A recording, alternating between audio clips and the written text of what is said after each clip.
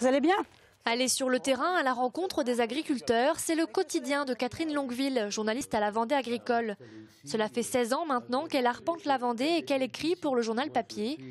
Avec le temps, elle se rend compte que l'agriculture a beaucoup évolué, forçant le média lui-même à s'adapter. L'agriculture, elle est connectée depuis au moins 5-10 ans.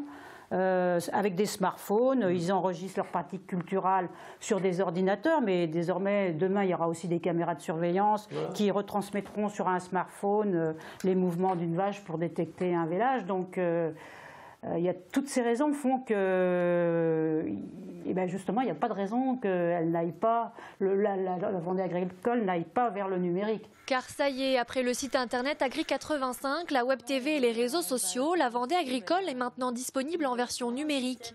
Un moyen de marquer le coup pour ses 70 ans d'existence, mais aussi de s'adapter à l'ère du temps. On essaye d'être quand même toujours à l'écoute, nous, de nos agriculteurs. Alors, on avait mis en place une enquête donc, sur laquelle ils se sont prononcés, que ce soit une enquête pour la version papier et aussi une enquête pour la version numérique, le site et la web TV.